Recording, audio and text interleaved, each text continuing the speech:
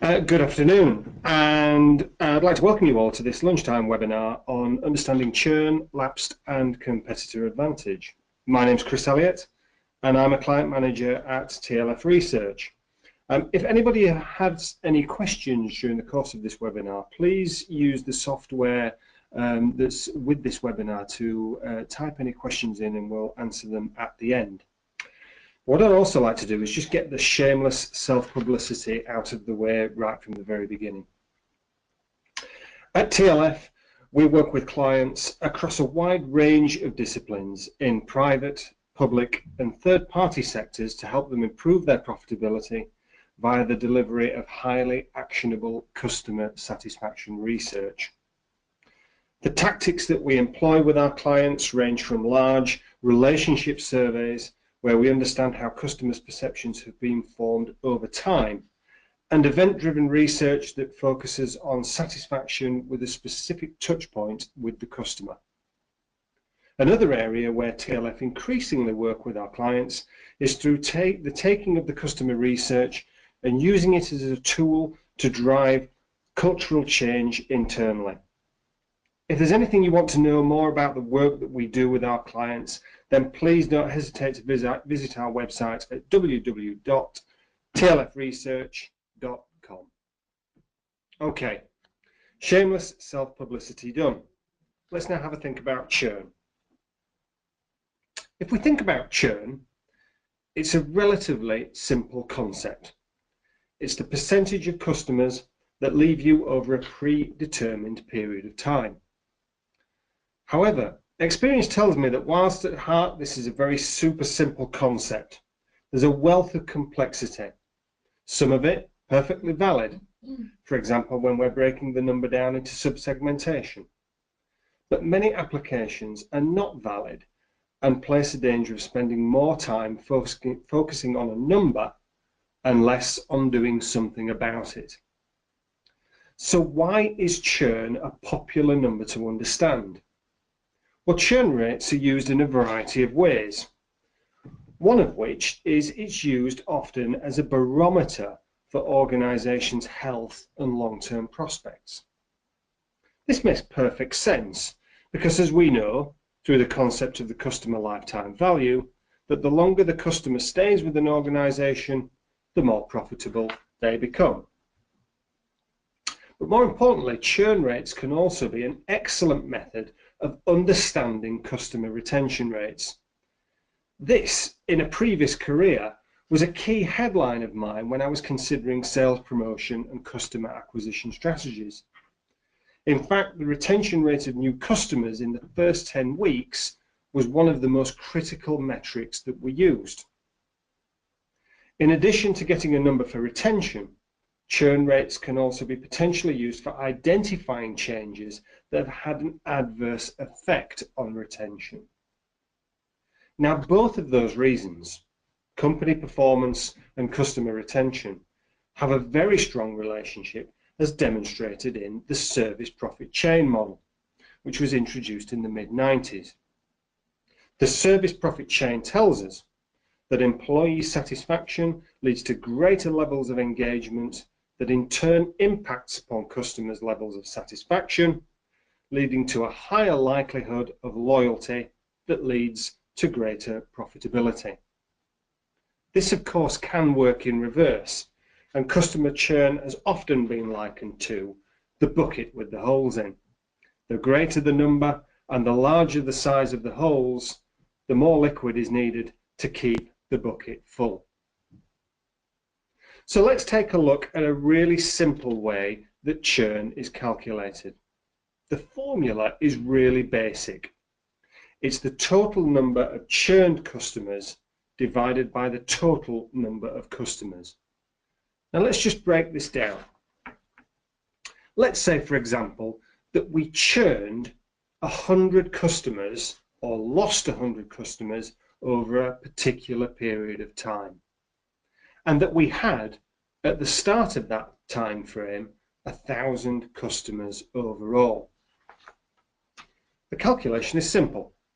We divide those two numbers and it gives us a percentage. In this instance, 10%. Simple stuff. And it should be really easy to understand and to quickly calculate. But here's where the complexity kicks in.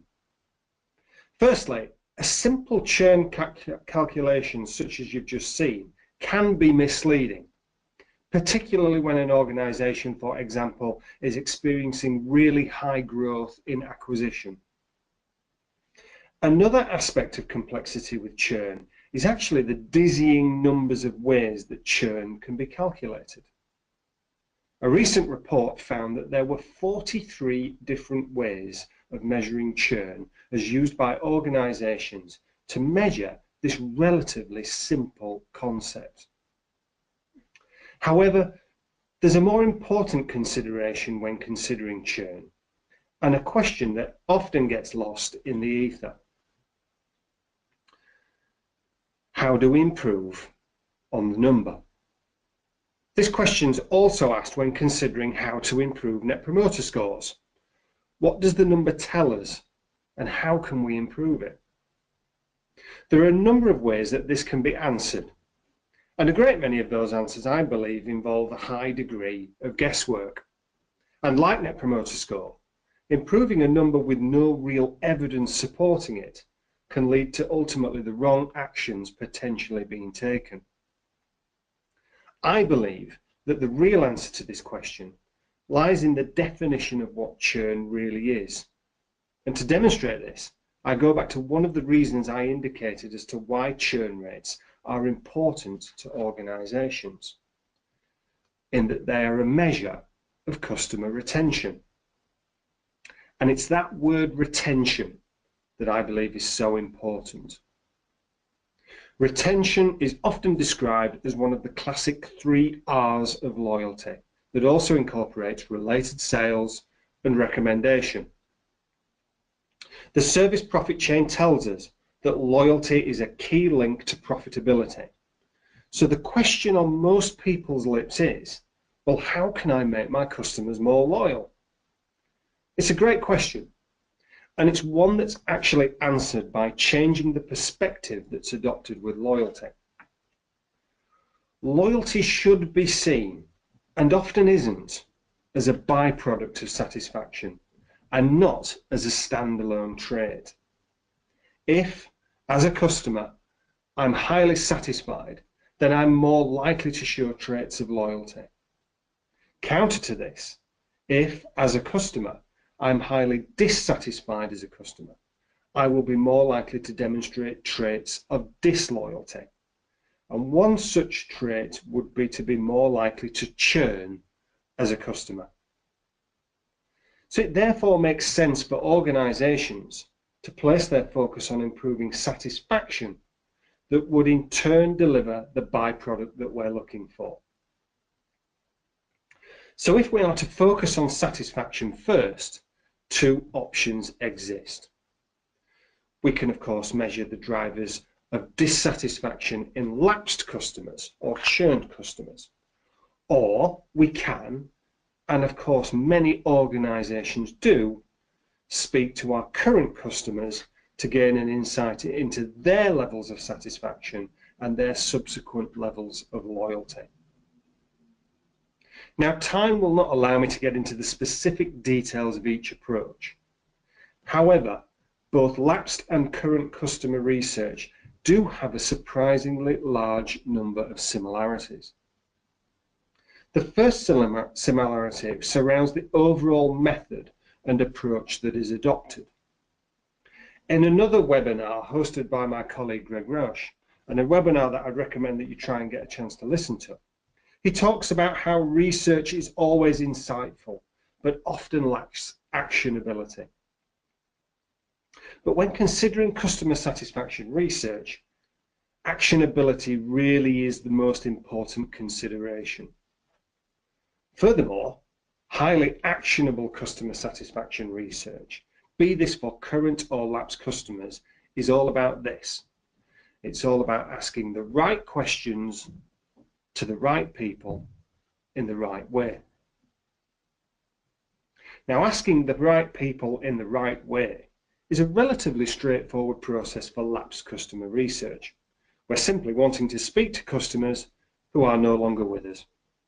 This is not as straightforward for interviewing current customers, and the census versus sample-based approach is a webinar all of its own. However, when it comes to asking the right questions, the perspective that you adopt when considering questionnaire design is also the same for current and lapsed customers.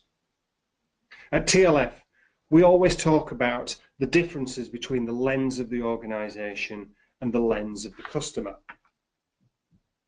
Excellent customer satisfaction research design places an emphasis on focusing on the key needs of the customer when dealing with their service provider.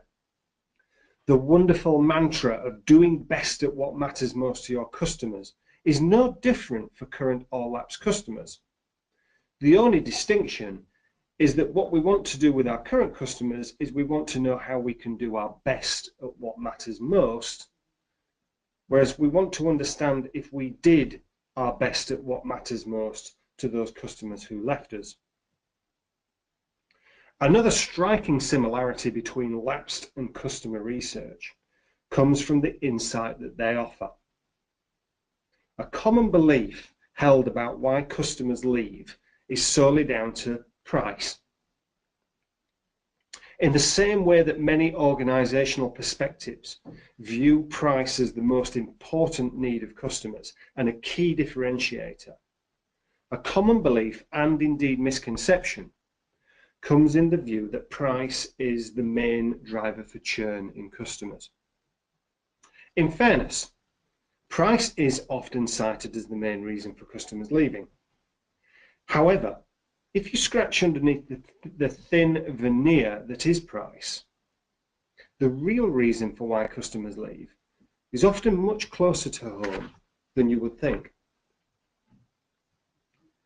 Here's a classic TLF slide that shows not only what is most important to customers, indicated with the bar in blue, but also how satisfied customers are, which is the red bar on the left-hand side, and the all-important satisfaction gaps, the red bar on the right-hand side of the chart.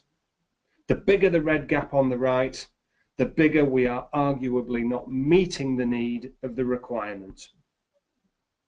So, at first glance, problem handling and keeping promises and commitments are the areas that would be defined as the priorities for improvement in current customers. Now let's add lapsed customers into the mix. The green bar that you see on the chart is the same data that you've seen on the previous slide, but the red bar indicates the scores of satisfaction from lapsed customers. Now, both ends of the scale actually offer some really useful insight. Firstly, for the majority of the requirements that customers have or had, there's relatively little difference in the satisfaction scores for current and lapsed customers. However, things do change at the top of the chart. What's really interesting is that whilst price is a driver in lapsed customers, the same themes of poor problem handling and not keeping promises were also key drivers in lapsed customers. Now for me, here comes the really interesting bit. When presenting research to my clients, I like to place a focus on customers that are defined as dissatisfied, and these can be found within the red box at the bottom of the chart. When we look at those customers in isolation, their scores for satisfaction are exactly the same as the scores for lapsed customers. Therefore, we can conclude that they are also showing the same traits in terms of likelihood to be disloyal. Let's dare take this a step further. They're actually one step away from becoming a lapsed customer themselves, and maybe they're even looking for a way out right now. But all's not lost. And an important thought comes to my mind when considering lapsed customer research.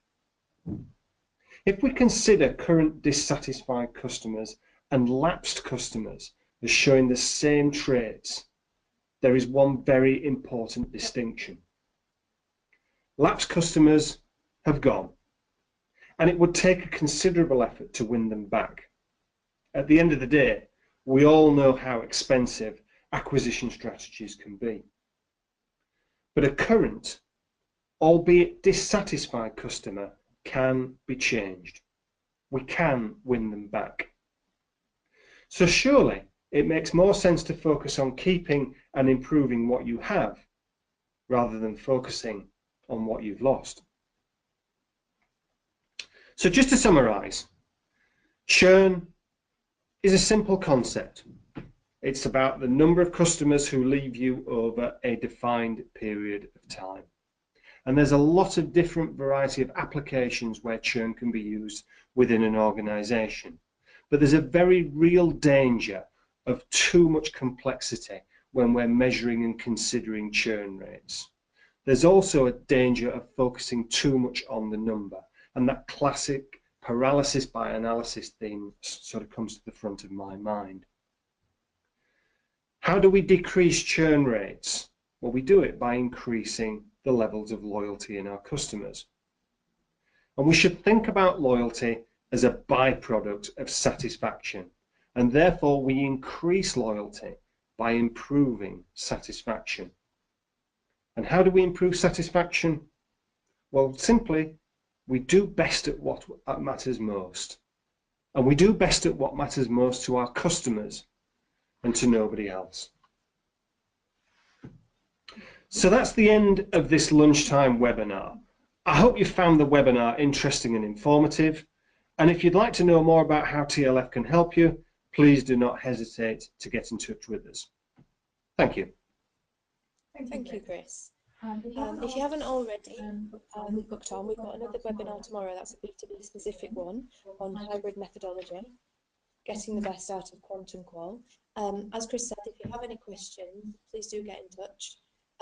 You can find our email addresses on the website, and also tomorrow you'll receive an email asking you for your feedback. If you could fill that in, that would be really appreciated. Thank you.